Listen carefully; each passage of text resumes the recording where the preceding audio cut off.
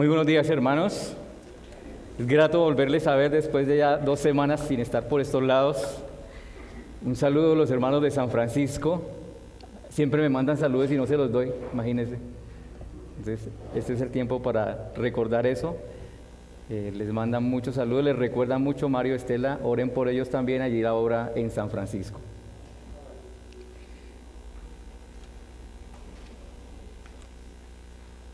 ¿A quién de ustedes les gusta recibir malas noticias? A nadie nos gusta recibir malas noticias, ¿cierto?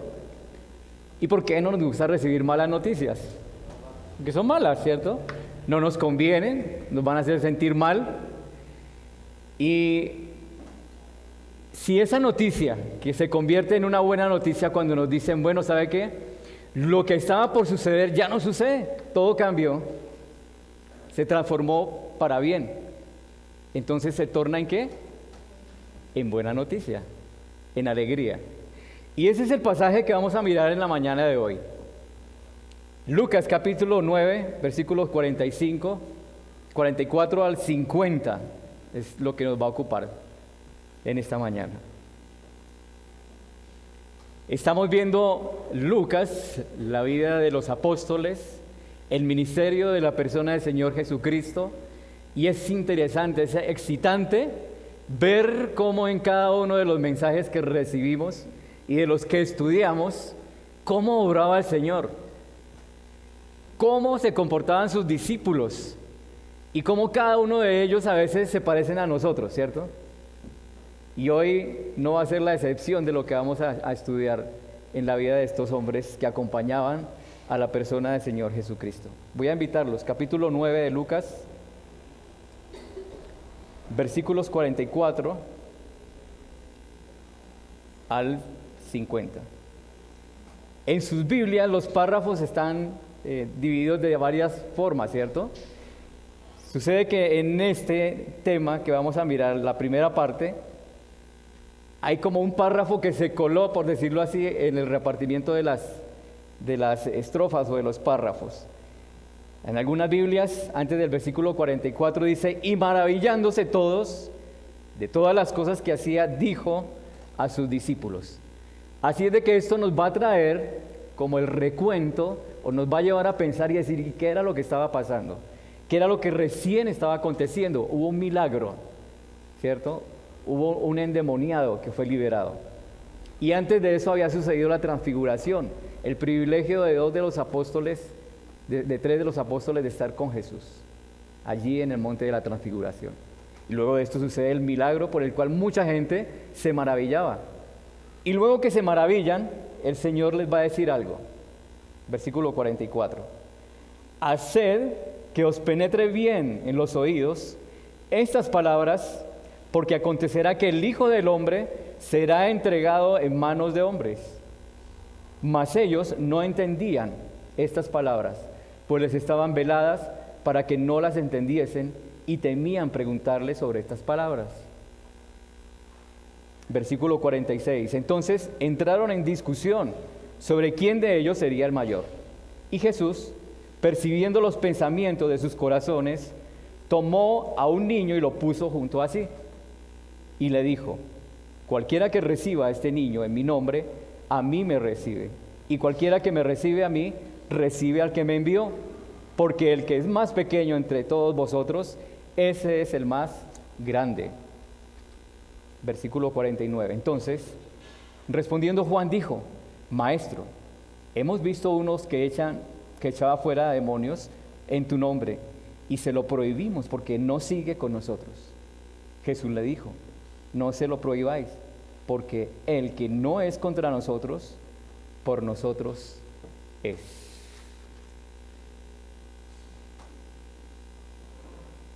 Son poquitos versículos para hoy, ¿cierto? Pero con mucho contenido para entender y para ser desafiados.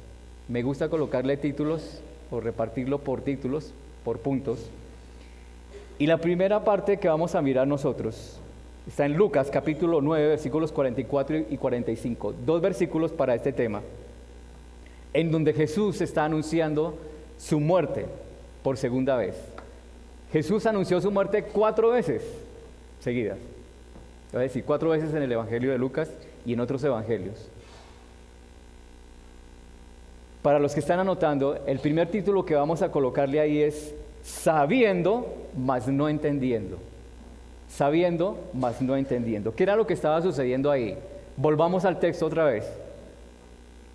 Versículo 44. Haced que os penetren bien en los oídos estas palabras. Jesús les está diciendo a los discípulos, bueno, ustedes se están maravillando de todas las cosas que están pasando, muy bueno, muy chévere, pero les voy a decir algo y ustedes pongan mucho cuidado. Es como cuando le decimos al niño, o la mamá que le dice al niño, ponga bien cuidado el mandado que usted va a hacer. Va a traer 5 limones, va a traer 6 tomates y 3 plátanos. ¿Puso cuidado? Sí, mamá. Vuelvo y le repito, sí, mamá. Bueno, no, mamá. Vuelve otra vez, a ver, dígame cómo es que es. Mire, es impactante cómo el Señor trataba con sus discípulos, que tenía que repetirle las cosas. Y esto como que suena a decir, bueno, ¿por qué el Señor les tiene que repetir y hacer tanto énfasis si hacía más de 2 años que ellos andaban con Él? 2 años al lado de Jesús. Y es necesario que Él les diga, miren, pongan bien cuidado, fijen, penetren bien estas palabras que les voy a decir. ¿Y cuáles eran esas palabras? Fíjense ustedes ahí en el versículo. Que el Hijo del Hombre será entregado en manos de hombres. Como si dijeran tanto para eso, para decirnos lo que siempre nos ha dicho. El Hijo del Hombre será entregado en manos de hombres. ¿Qué produce esta noticia en el corazón de ellos? Lucas nos cuenta que Jesús les dice que van a suceder cosas como estas, Él será entregado, y la respuesta de ellos aquí es que no entendieron. Marcos y Mateo dicen que se entristecieron demasiado por esa noticia. Marcos dice, yo voy a ser entregado, pero al tercer día voy a resucitar. Así es de que ellos seguían entristecidos. La buena noticia era que Jesús resucitaría. Jesús decía, yo voy a morir, voy a ser llevado a la tumba, pero voy a resucitar al tercer día. ¿Eso no los pone contentos? Pero ellos se quedaron con la primera parte, se entristecieron. Matthew Henry señala en su comentario, según el análisis en el Nuevo Testamento, y les dice, dejen que estas palabras se hundan en vuestros corazones. Las palabras de Jesús no pueden hacernos ningún bien si realmente no estamos dispuestos, no solamente a saberlas, sino a entenderlas. El anuncio de su muerte está registrado 4 veces, como lo dije al comienzo. La primera vez, Lucas capítulo 9, versículo 22, después de la confesión de Pedro, cuando dijo, tú eres el Cristo de Dios. Por segunda vez en Lucas 9:44 lo vemos en la enseñanza de hoy. ¿Sí? Es la segunda vez. La tercera vez en Lucas capítulo 18, versículo 31 al 34, y será después de la entrevista con el joven rico. Y por cuarta vez en Juan 12, 27 al 36, después de la entrada triunfal.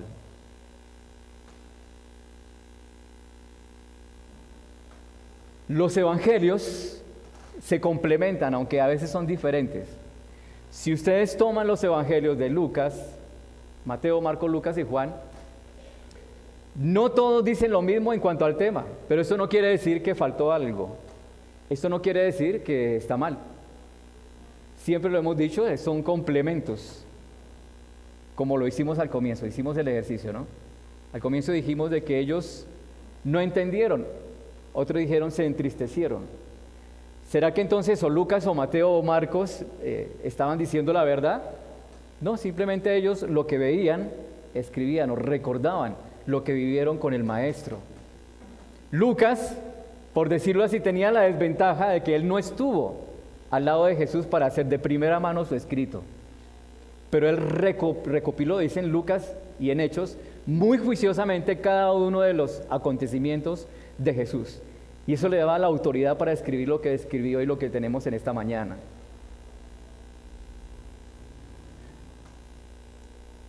versículo 44, ¿por qué Jesús tiene que hablar de su muerte? Querían revelar el plan redentor de Dios y ellos tenían que estar preparados para recibir esta noticia.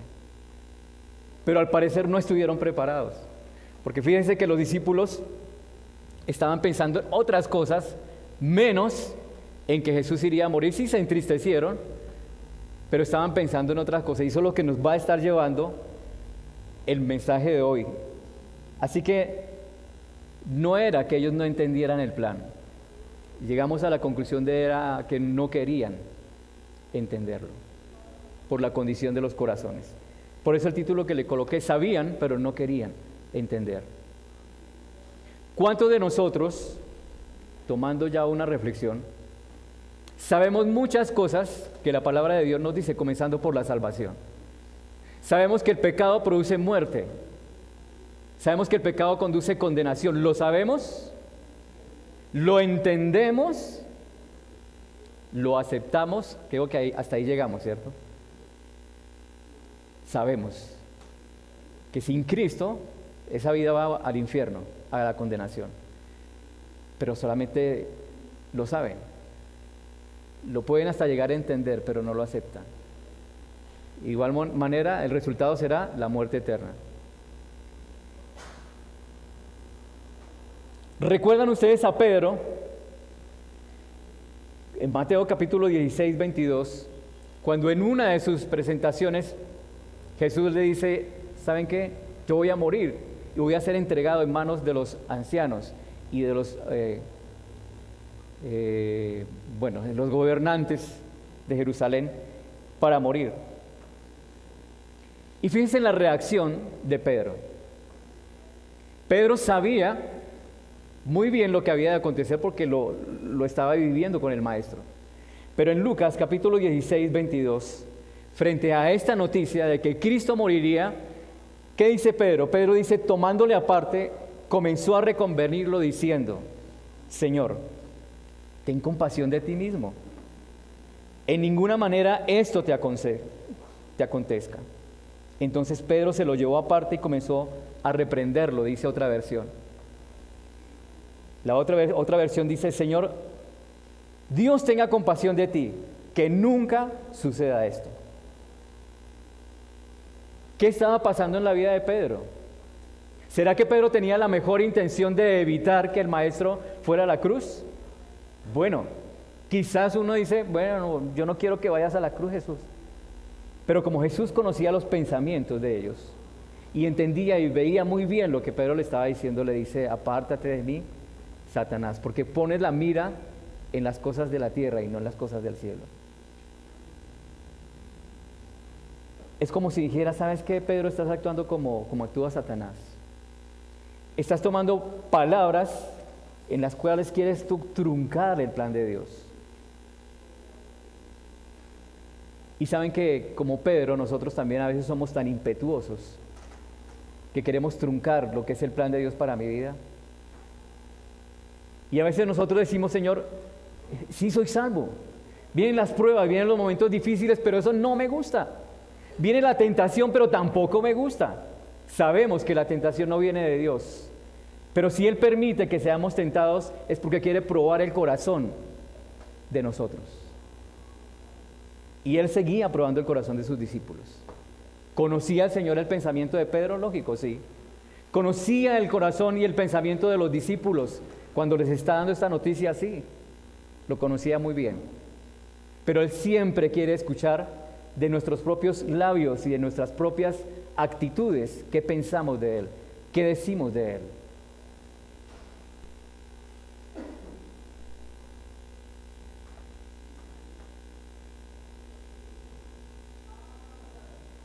Nosotros, por lo general, anhelamos cosas que Él nunca nos prometió y hacemos cosas que Él nunca nos dijo que hiciéramos. ¿Sí? Y nos encontramos peleando con el Señor. Y las respuestas del Señor pues, son obvias, pues el resultado de un hijo desobediente, ¿qué es? No tenemos las bendiciones de Él. y sí es un poco más fuerte la disciplina de Dios. Y si experimentamos la disciplina de Dios, ¿qué sigue? Fíjense que el anuncio puede ser causa de tristeza, pero también debe ser causa de alegría que no pasó. Hubo profunda tristeza, como lo decía en uno de los evangelios. Y Pedro, antes de que esto sucediera, anteriormente le decía: tú eres el Cristo, el Hijo del Dios viviente. Señor, ¿a quién iremos si tú tienes palabras de vida eterna? ¿Qué estaba pasando ahí? Yo voy mencionando algunos textos bíblicos que recuerdan historias sucedidas en Juan. Cuando el Señor está diciendo: yo soy el pan de vida. El que de mí come y bebe de mi sangre tendrá la vida eterna. Y Él dice: yo soy el pan que descendió del cielo. ¿Qué quería decir el Señor? ¿Que realmente tenían que comer su carne física y tomar su sangre física? Era entrar en una comunión y entender que Cristo es el Salvador y que yo le acepto en mi vida y quiero ser parte en su vida. De eso se trataba. ¿Y sabe qué respondieron sus discípulos? Muchos de los que estaban escuchando: dura palabra es esta. No la podemos recibir. ¿Y sabe qué les pregunta Jesús? ¿Les ofende esto? Quizás esta mañana alguno de ustedes se ofenda con la palabra de Dios por lo que le está diciendo. Quizás muchos de ustedes serán confrontados y decir: no puedo aceptar esto que el Señor dice. ¿Por qué no lo puedes aceptar? Por la condición del corazón, de no querer recibir lo que el Señor te está dando. Y esos hombres en ese momento decían: no lo podemos recibir. ¿Y sabe qué hicieron? Se alejaron, y dice, y no andaban más con Jesús. Se fueron. Pero quedaron otros. Y Jesús les dice: ¿ustedes también se quieren ir? Y ahí se levanta Pedro, el impetuoso, y dice: no, Señor, ¿a quién vamos a ir? Si tú tienes palabras de vida eterna. Eso es verdad, pero no la querían entender ni poner por obra. Los discípulos estaban en un proceso de maduración al lado del Señor. 2 años, no sé cuánto tiempo más, pero no querían entender la verdad de Dios. En el versículo 45 nos está diciendo eso. Mas ellos no entendían estas palabras, pues estaban veladas para que no les entendiesen, y temían preguntarle sobre estas palabras. Imagínense, escucharon esta palabra, decían: no entendemos, pero tampoco querían preguntar. ¿Qué es lo mejor que puede suceder cuando no entendemos algo? Pregunten. Yo me acuerdo cuando era chiquitico que yo preguntaba todo. Bueno, más chiquitico. En la edad infantil me gustaba preguntar todo, y el novio de mi hermana, de una de mis hermanas mayores, tenía mucha paciencia para explicarme muchas cosas cuando yo iba a su empresa y le preguntaba: ¿y esto para qué? Si el niño todo preguntó, ¿no? Y mi hermana me decía: ya cállese, me pegaba un pellizco y deje de preguntar. Y muy sabio, el novio decía: deje que pregunte, porque si no, no va a aprender. Déjelo. Y si se pone cansón, deje que se ponga cansón. Pero eso es lo que no hicieron estos discípulos. ¿Sabe por qué no le querían preguntar? Porque ya sabían la respuesta de Jesús. Y muchas veces nosotros decimos: bueno, ¿será que pregunto? Me da vergüenza preguntar, por ahí me deja en vergüenza. Dice: ¿otra vez tengo que explicarle? No, el Señor tenía la paciencia. Pero muchas veces, como les está diciendo otro, y varias reprensiones vamos a escuchar esta mañana, no se atrevieron a preguntar mejor porque el Señor les iba a bajar la caña. No por ser malo con ellos, sino para hacerles entender: tanto tiempo que estoy con vosotros, ¿se acuerdan? Y aún no me conocen. Como que ellos no querían otra vez escuchar eso. Mejor no le preguntemos, dejemos así. Bueno, temían preguntar. Yo veo un proceso ahí en lo que está sucediendo, no sé si ustedes lo ven. Y es que primero lo que produce la palabra de Dios en estos hombres es que no había esa sensación de entenderla. No querían comprenderla, no querían preguntar. Y como decía Marcos, estaban tristes. Pues claro, una persona que está recibiendo una noticia así, como esas: Jesús va a morir, pero va a resucitar, en medio de eso la alegría, pero aún no se atreven a preguntar: ¿en qué condiciones creen ustedes que están los discípulos en este momento? Vacíos. Yo no veía ninguna alegría por ahí.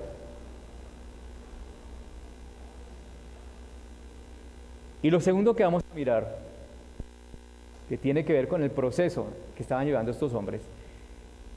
El segundo punto, Lucas capítulo 9, versículo 46 al 48. Van ustedes a mirar que ellos comenzaron a discutir. Conecten bien las últimas o esas palabras del primer versículo que vimos. El Señor Jesús, ¿qué dijo? Me voy a ir, voy a morir, voy a resucitar. De todas maneras, voy a estar en el cielo con mi Padre. No voy a estar más con ustedes. Versículos 46 al 48. Entonces, entraron en discusión sobre quién de ellos sería el mayor. Fíjense ustedes de que Jesús da la noticia, no preguntan, ¿qué sería lo que sigue? Yo seguiría preguntando, Señor, bueno, cuéntenos un poquito más cómo va a ser eso. No. Ellos tenían otro pensamiento. Jesús anunciando su muerte, pero ellos pensando en otra cosa. ¿Quién será el mayor de nosotros? Hay algunos comentaristas que investigan y dicen que aún estaban planeando decir, cuando Jesús se vaya, alguno de nosotros tiene que quedar. ¿Saben por qué? Porque tenían una mentalidad todavía terrenal y esperaban que el Cristo que estaba con ellos se levantara en algún momento y destruyera con su poder a todos los gobernantes y tomara el lugar del gobierno terrenal. Pero sabemos muy bien que este no era el gobierno del Señor. El gobierno del Señor es eterno, no es terrenal. Pero el pensamiento de los discípulos era muy terrenal y comienzan a discutir entre ellos. Bueno, entre nosotros, ¿quién es?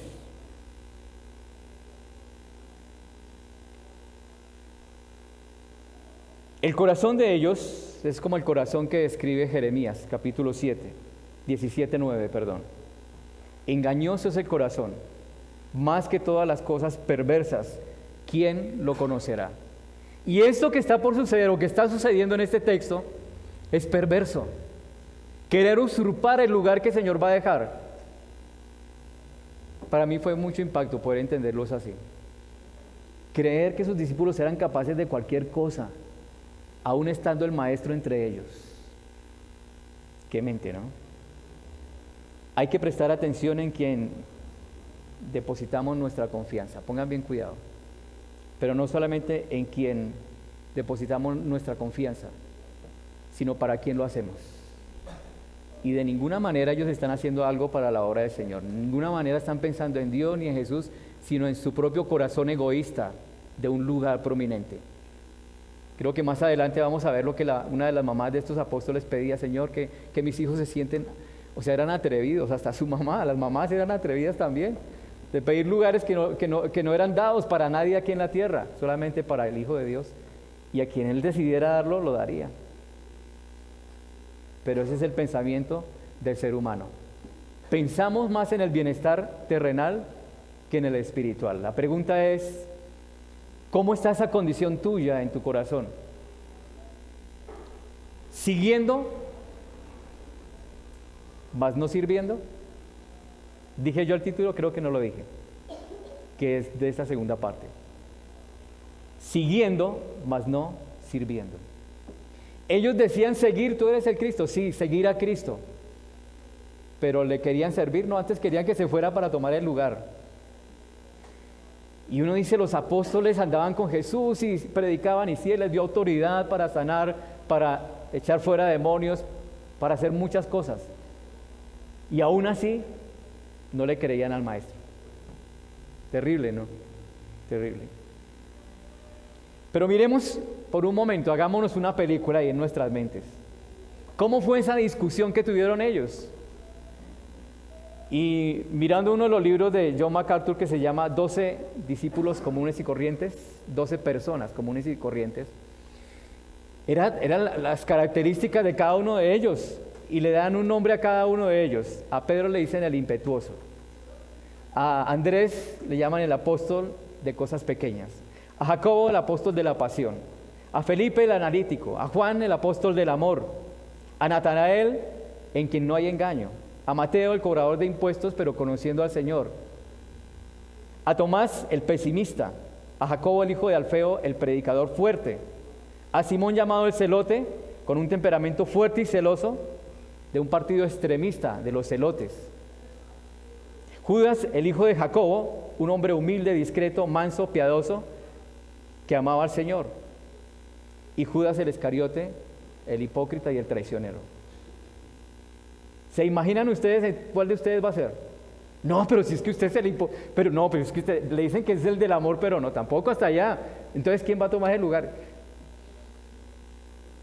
Y estando en esas preguntas, el versículo 47, imagínense en Jesús viéndolos hablar de todas esas cosas.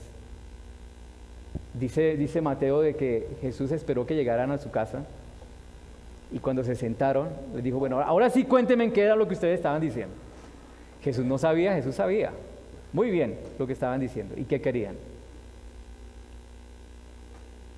Y les dice en el versículo 47, Jesús, percibiendo los pensamientos de sus corazones, tomó a un niño y lo puso junto a sí. 48 dice, y les dijo, cualquiera que recibe este niño en mi nombre, a mí me recibe. Y cualquiera que me recibe a mí, recibe al que me envió. Porque el que es más pequeño entre todos vosotros, ese es el más grande.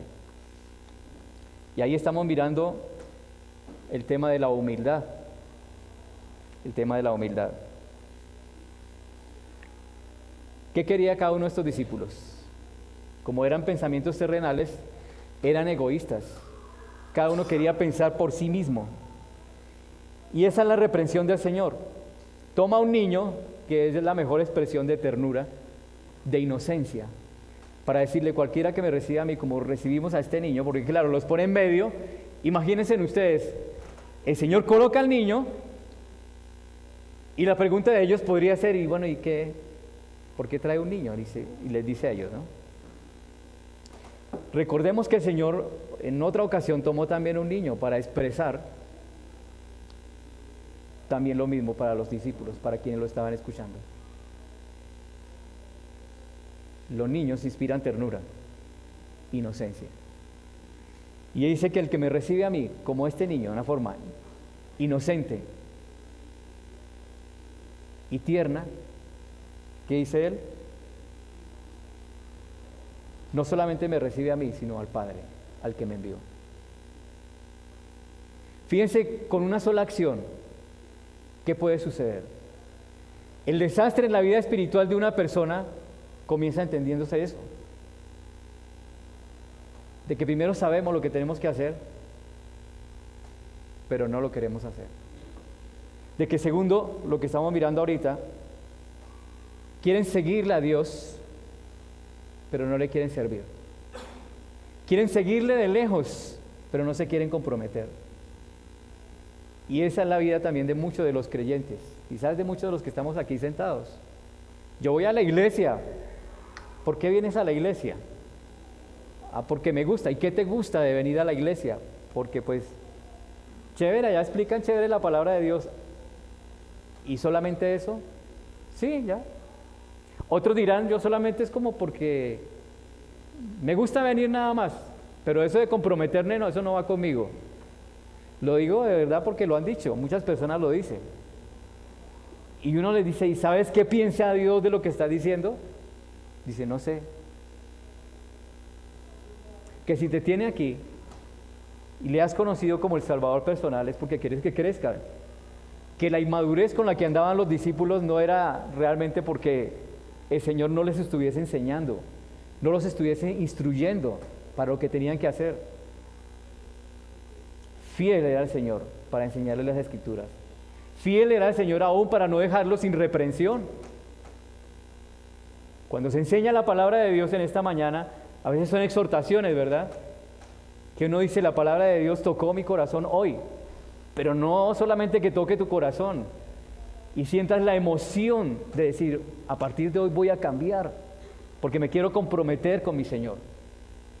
O si vienes por primera vez, que puedas decir, hoy entendí que hay un Salvador, que les dijo a sus discípulos que tendría que irse y que moriría en la cruz, pero tendría que surtir un efecto en la vida de las personas que escuchaban este mensaje como hoy.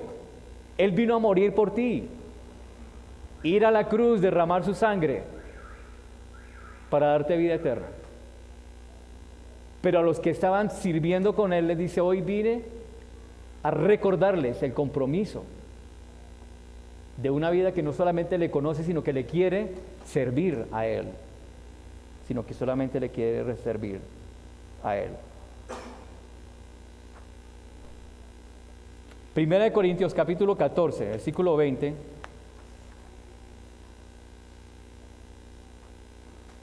También Pablo coloca el ejemplo de un niño, pero mire en qué situación lo coloca, o cómo lo coloca en este texto bíblico. Primera Corintios capítulo 14, versículo 20 dice: hermanos, no seáis niños en el modo de pensar. Ahora dice, bueno, ¿cómo es un niño en la forma de pensar? Inmadura, ¿cierto? Si un niño se quiere parar en este momento e ir al baño, sale corriendo. Un niño te dice la verdad así nomás, pero es un niño. Diferente ver un grande, una persona adulta haciendo cosas de niños. Cuando uno le dice, déjese de niñadas, ¿qué le estoy diciendo? ¿Qué le estoy comunicando? Madure, hermano, madure. Ya usted está grande. Y Jesús les dice así a ellos, en otras palabras, usted ya tanto tiempo con nosotros, madure. Señor, es que no entiendo cómo es que es esto y la tentación me abarca y me lleva para allí y me vuelve un 8, ¿qué hago, Señor? Bueno, ya es tiempo de madurar, que siente cabeza y comience a vivir la palabra de Dios. Comprométase con la palabra. ¿Cuál era el modo de pensar de los discípulos? El yo, el exaltarse al yo. La dependencia total de Dios hará que mi vida sea dócil y humilde. ¿Dependían de Dios ellos? No era garantía que estuviesen y caminaran al lado del maestro. No era garantía, porque no le creían lo que él les estaba diciendo. Jeremías capítulo 17 al 8. Si dijimos que engañoso es el corazón, y más que todas las cosas, y perverso, ¿quién lo conocerá? Pues la contraparte de ese texto bíblico está en el mismo capítulo 17, versos 7 al 8. Bendito el varón que confía en Jehová y cuya confianza es Jehová. Bendito tu varón. Y está tomando también a las mujeres, por supuesto, ¿no? Bendito tú que confías en Jehová, cuya confianza es Jehová. Lo da por sentado y ese es el resultado. Bendecido.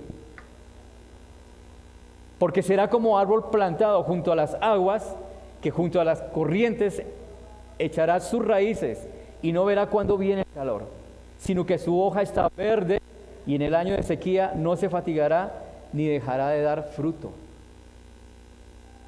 ¿Qué hace la palabra de Dios en una vida que quiere realmente fructificar? Vida. Esas personas que están en pruebas, pero que dicen, vida es lo que yo tengo, la estoy pasando mal, estoy pasando un tiempo de prueba fuerte, pero estoy gozoso en el Señor. Esta es mi enfermedad, esta es mi alegría, esta es mi situación, este es mi gozo. Eso es lo que el Señor nos está enseñando en esta mañana.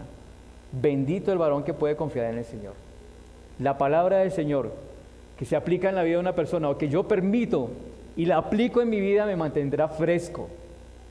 Como dicen, rozagante. ¿Viniste triste hoy? ¿Con tus cargas? ¿Con tus emociones bien cargadas? ¿Qué le dijiste al Señor antes de salir de tu casa? ¿Que venías porque querías recibir la palabra de Dios, que querían cambios en tu vida? Pues recordémoslo, porque yo también soy muy necesitado de la palabra de Dios. Y cada vez que abrimos las Escrituras no es solamente un ejercicio y ya está, ¿no? Es el ejercicio de leerla, de poderla hacerla mía. Te vas a dar cuenta que el momento de enfrentar situaciones difíciles va a ser muy, muy, muy diferente, porque sé cómo tratar el problema bíblicamente y lo aprendemos. Y si vamos a mitad de año, ya junio, viniendo, recibiendo la palabra, deja que ese ejercicio realmente tenga fruto en tu vida. Esos son los desafíos que tenemos que nosotros hacer en nuestras vidas. Cada vez que abrimos la palabra de Dios tenemos que ser afectados, como hacían la oración mis hermanos antes de comenzar, que seamos afectados con la palabra de Dios para cambiar, para bien, ¿no? Apresúrate y refúgiate en la palabra de Dios. No tardes. Debemos estar arraigados en la palabra de Dios, entretejidos con la palabra de Dios. Colosenses capítulo 2, versículos 6 y 7. Pablo, otra vez habla al corazón de sus oyentes y les dice: por tanto, de la manera que habéis recibido al Señor Jesucristo, andad en Él. ¿De qué manera recibiste a Cristo? ¿Cómo fue con esa pasión de decir: te conocí, Señor, y te agradezco? Gracias por darme la vida eterna. Pero Pablo ahí les dice en Colosenses: de la manera que habéis recibido a Jesucristo, anden así. Diciéndole: Señor, gracias porque estoy caminando contigo. Gracias porque puedo exaltar tu nombre con mi vida, con mi andar, con mi decir, con mi actuar. De esa manera como lo recibiste, anda, camina, muévete para Él. Arraigados y sobreedificados en Él y confirmados en la fe, así que, como habéis sido enseñados, abundando en acciones de gracias. Vive la palabra de Dios. Él me salvó, quiero andar como Él me dice que ande, y eso trae alegría. Pero no solamente eso, acción de gracias. ¿Le das gracias al Señor por lo que pasas? Qué chévere cuando es uno decir: Señor, estoy andando bien. Puedo decirle a mis amigos: voy bien. La pregunta que siempre uno hace: ¿cómo estás? Lo decía hace 8 días a los hermanos, siempre debe ser la respuesta espiritual como primera medida. Pues la pregunta ¿cómo estás? Uno dice: bien. Ni te dio tiempo de pensar si estaba realmente bien o mal, ¿cierto? Pero lo normal que uno dice: bien. Pero uno dice: pero no quiero contar las cosas. Quizás uno no va con la intención de decir: no, si me van a preguntar, yo voy a decir que estoy bien para sacármelo de la vera. Pero si le digo estoy mal, me van a decir: ¿y qué le pasó? Y se meten en mi vida, mejor no. Decimos así muchas veces también. Pero a mí me enseñaron, y es una práctica que hago siempre, que preguntes ¿cómo estás? Es porque primera medida estás interesada en la parte espiritual de esa persona. Y si puedes contarle más, pues estoy mal económicamente, no tengo trabajo, estoy enfermo, son motivos para orar, ¿sí o no? Entonces, ¿cuál es el secreto de no compartir las verdades en mi vida? Es para que otros oren, intercedan por mí. Otra versión de este texto dice: por lo tanto, de la manera que recibieron a Cristo Jesús como Señor, ahora deben seguir sus pasos. Arráiganse profundamente en Él, edifiquen toda su vida sobre Él. Entonces la fe de ustedes se fortalecerá en la verdad que se les enseñó y rebosarán de gratitud. Qué mejor es ver vidas agradecidas al Señor. No solamente personas que están pidiendo: Señor, dame, Señor, muéstrame, Señor, cámbiame, Señor, dame, sino vidas que digan: gracias, Señor, por lo que me das. Gracias, Señor, por un día más de vida. Gracias por la salvación. Siempre quedará demostrado que el que depende de los hombres trae frustración, pero el que depende de la gracia de Dios trae bendición. Siempre. Vuelve a la gracia del Señor. Si hay otro texto que podamos mirar, es Efesios capítulo 3, versículo 8. ¿A quién se le encomendó el evangelio de la gracia a los gentiles? ¿Tarea? Pregunta. Bien, Darío, a Pablo. Pablo tomó, como decir, esa bandera de decir: bueno, el Señor me encomienda a llevar el evangelio a los gentiles. ¿Y cómo se consideraba Pablo? El abanderado de decir: yo soy el que voy a evangelizar a todos los gentiles, nadie más. Yo soy. No miren a nadie más, yo soy el elegido. Nadie podrá hacerlo más. Eso es ser impetuoso, como lo estaban siendo los apóstoles. Pero miren las palabras con las que comienza Pablo. Como dice: a mí que soy el menos que el más pequeño de todos los santos. ¿Se está él denigrando en su estado o aspecto o momento espiritual? No. Ese es un actuar humilde en la condición en la que está. Me fue dada esta gracia de anunciar entre los gentiles el evangelio de las inescrutables riquezas de Cristo las inescrutables riquezas de Cristo, las incontables riquezas de Cristo. Dios ha sido bueno conmigo, en otras palabras. Me ha dado el privilegio de anunciar a los que son judíos, a los que no son judíos, las buenas noticias, las bendiciones de Cristo, que son tantas que nadie las puede contar. Esto lo hizo gracias a su gran poder. Y a pesar de que no lo merezco, pues soy la persona más insignificante en el pueblo de Dios. ¿Dios te ha dado el privilegio de llevar la palabra? ¿Sabes que sí? No soy predicador, no soy enseñador, no soy un erudito en la palabra de Dios. Jesús quería personas así, comunes y corrientes, tenía al lado de él, testarudos, incrédulos, pero los tenía al lado de él. ¿Por qué los eligió? Porque él trata así. Si no, preguntémonos a nosotros, ¿por qué también nos eligió a nosotros? No lo merecíamos, pero él quiere hacer la obra con nosotros. ¿Indispensables? No. ¿Nos necesitan? No. Somos parte de la responsabilidad de llevar el Evangelio. Pero acuérdate, con una vida que le agrade a Dios. Si no, no.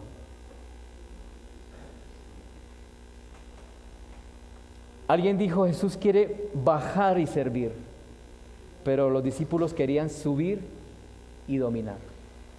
¿Qué hizo Él? Bajó de los cielos, se hizo hombre para servirnos, entregando nada más que su vida por nuestros pecados. Pero los hombres queremos subir y dominar. Que no sea esa nuestra condición.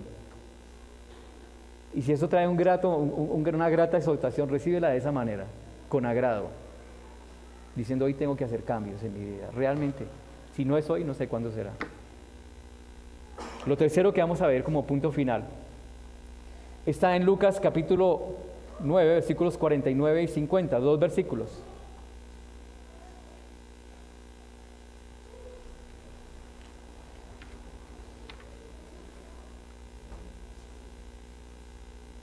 Entonces ya hemos visto el primer punto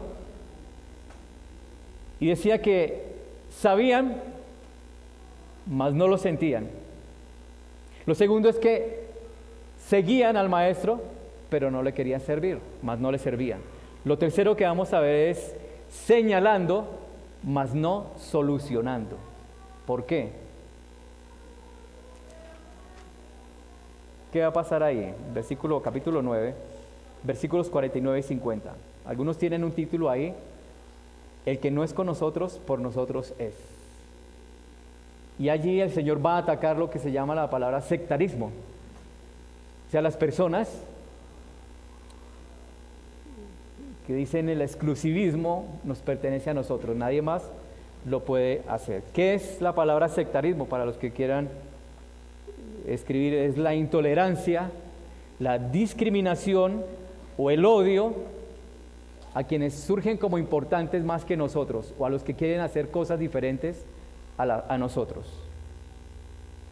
Luego, contrapuesto al sectarismo es la tolerancia, que es lo que Jesús quiere enseñar ahí. La tolerancia es la actitud de la persona que respeta opiniones, ideas y actitudes de los demás, aunque no coincidan con las mías.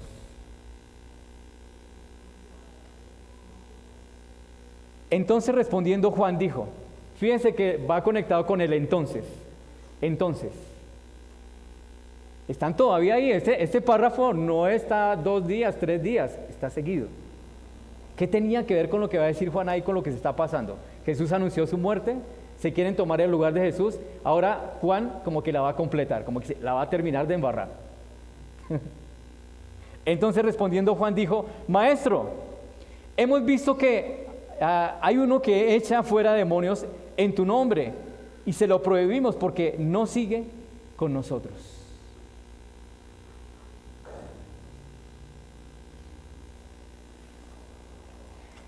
Vea que los discípulos creían que tenían la exclusividad por andar al lado de Jesús, ¿sí?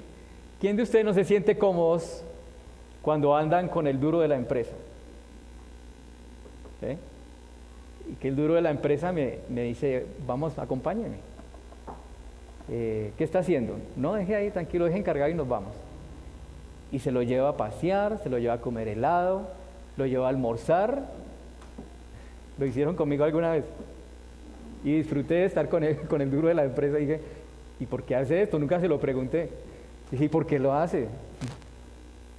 Porque lo ve así, quiere hacerlo conmigo. Mire, los discípulos decían, no solamente andamos con el maestro, sino que nadie se puede meter con el maestro y nadie más puede hacer lo que él nos pidió. ¿Qué les encargó él? Con autoridad, vayan, hablen la palabra de Dios, sanen a los enfermos, saquen demonios, les dio la autoridad para hacerlo. Pero ¿recuerdan ustedes que habían 70 también que había enviado antes? Se olvidaron ellos que la exclusividad no solamente era para los 12, los 70 también tenían esa clase de autoridad. Y cuando él ve a un hombre de estos que no es de su grupito, de su círculo, como dicen, de su rosca, lo hacen a un lado y le dicen, no, usted no puede hacer eso. ¿Qué está haciendo usted? Echando demonios, y estaba surtiendo efecto. Por supuesto, fue liberada una persona. Cuando nosotros somos tan sectaristas, no queremos ver los buenos resultados, sino decir, no lo puedes hacer. No, pero es bueno, no lo puedes hacer, no lo hagas. Eso nos corresponde a nosotros. ¿Te has sentido alguna vez desplazado de algo que hiciste, que estaba bien, que servía y contribuía para lo que era necesario, pero como no eras del grupo, no te vieron bien? No cabías. El Señor también está leyendo los pensamientos de Juan. Como el Señor está diciéndoles, el que me recibe a mí como un niño, ¿sí? Miren que voy a morir. Como que Juan se quiere congraciar con el Señor. Señor, mire que yo eché... Bueno, ¿qué quería Juan? ¿Un aplauso? Quería que Jesús le dijera, bien Juan, me defendiste. En mi nombre nadie echa demonios, sino solamente ustedes 12.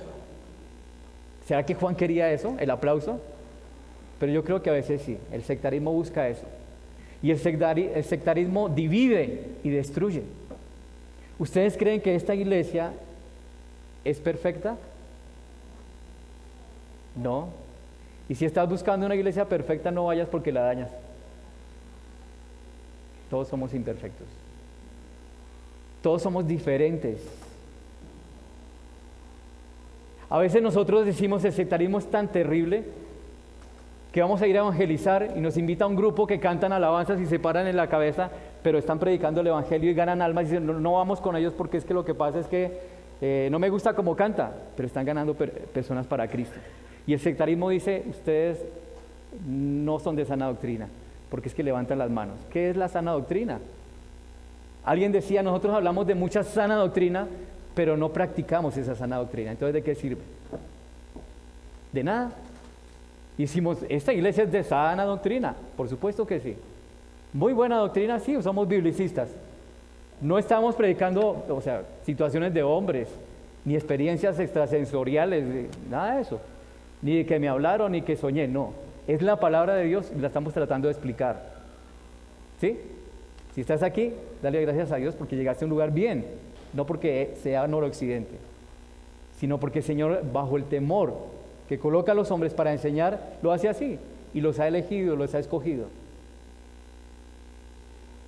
Pero no seamos sectaristas. El sectarista dice, no me sirves. Entonces, ¿existen diferencias doctrinales entre iglesias? Claro, nosotros estamos llamados a guardar la doctrina, por supuesto. Que cuando aparezca un loco, ¿cierto?, en la puerta y quiere entrar y se quiere parar de cabeza, nosotros con mucha sabiduría y mucho tacto decimos, no, esto no lo hacemos aquí, qué pena, hermano, no lo hacemos aquí. Pero esto no solamente sucede en el círculo de los que es la doctrina, sino en el círculo de los compañeros, de las amistades. Somos sectaristas porque llegaste nuevo y no te miran. Te discriminan porque, no tratas con esas personas. No la invitas a entrar al círculo. Y el sectarismo dice, no te amo, no te quiero, no me sirves. Yo recuerdo que aquí a la iglesia han venido personas que han venido de otras iglesias que tienen ese trasfondo pentecostal. Y lo primero que les preguntamos a esas personas cuando llegan es, ¿qué? De su salvación, ¿cierto? Es lo que nos interesa saber. Entonces nos sentamos y comenzamos a mirar, bueno, ¿tú cómo conociste al Señor? Si te mueres hoy, ¿para dónde te vas?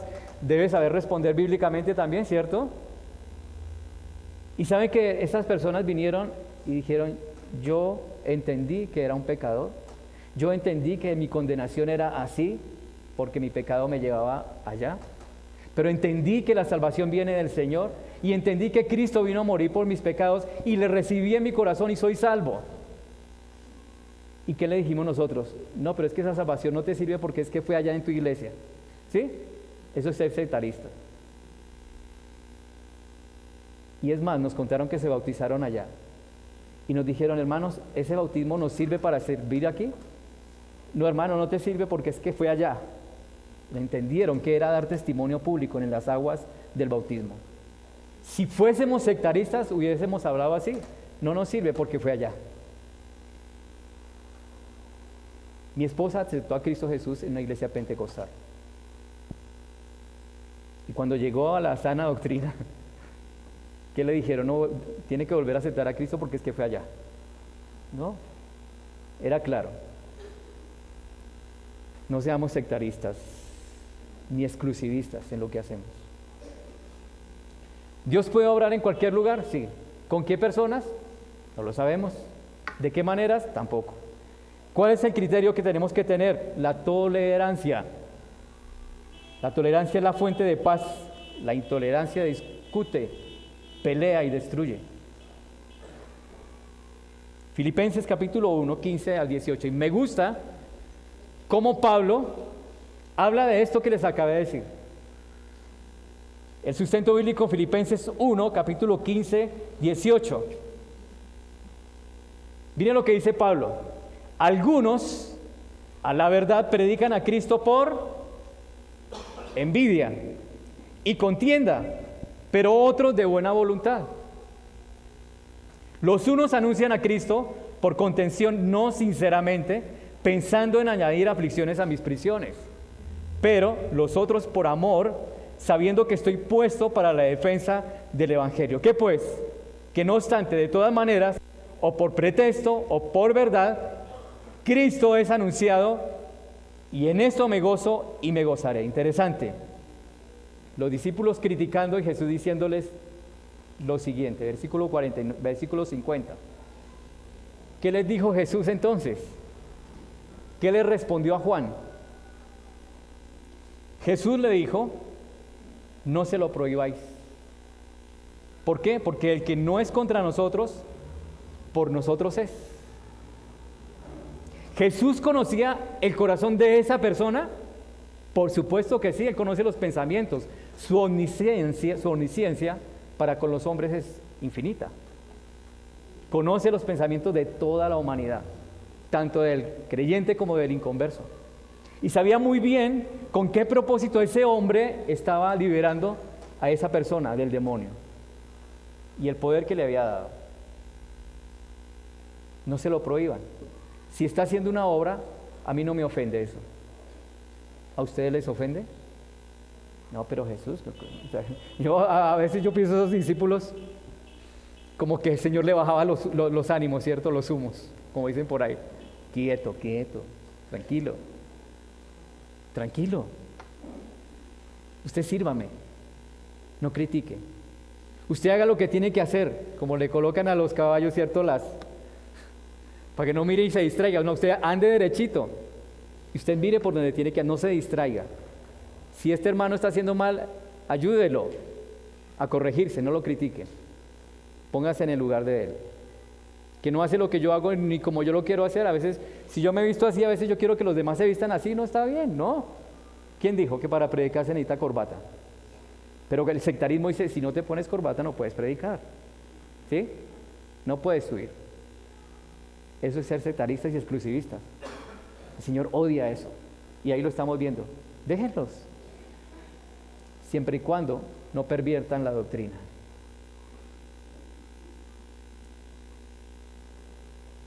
La represión del Señor Jesús. ¿Con quién se asocia alguien en el servicio al Señor? ¿Con quién te asocias? Claro, nosotros buscamos las personas que se acomoden también a la doctrina de nosotros. Pero si llega una persona y salva persona, dice, mire, vamos a predicarle a estos muchachos. Venga, ¿usted de qué religión es o de dónde asiste? ¿En la pentecostal? No, qué pena. ¿Sí?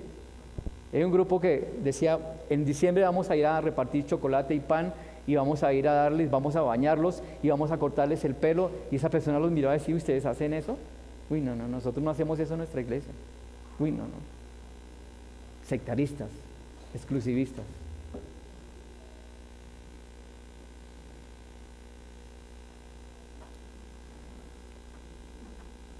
Entonces, el Señor les declara a estos hombres que realmente sí cambiaban la doctrina. ¿Se acuerdan ustedes? Mire, el Señor no es que sea liviano con quienes quieren ocupar un lugar exclusivista. El Señor es muy fuerte con los que realmente sí quieren tomar lugares o hacer cosas que el Señor no les mandó a hacer. Apartados de mí, hacedores de maldad, nunca os conocí. Ellos dijeron, pero en tu nombre echamos fuera demonios. El Señor conoce también el corazón de quienes están obrando de una manera diferente y no con la sana doctrina. Y Él les dice, nunca os conocí, apartados de mí al fuego eterno. Claro, y esto nos enseña que también tenemos que ser cuidadosos con quienes también están siendo no sectaristas, sino que están llevando y desvirtuando la doctrina del Señor. Sabiendo, mas no sintiendo. Señor, te vas, pero es que queremos ocupar un lugar cuando te vayas. Entonces, siguiendo, mas no sirviendo. Y tercero, señalando, mas no solucionando. No habían soluciones. Que el Señor realmente nos vea a nosotros haciendo, siguiéndole y solucionando para su honra y su gloria, para su obra. Amén. Vamos a orar. Padre, gracias por tu bendición, por tu cuidado, Señor, en las Escrituras. Gracias, Padre, porque nos exhortas, nos animas. Fuerte la palabra, sí, Señor, pero la queremos. La amamos, Señor. Queremos ser instruidos y maduros en ella.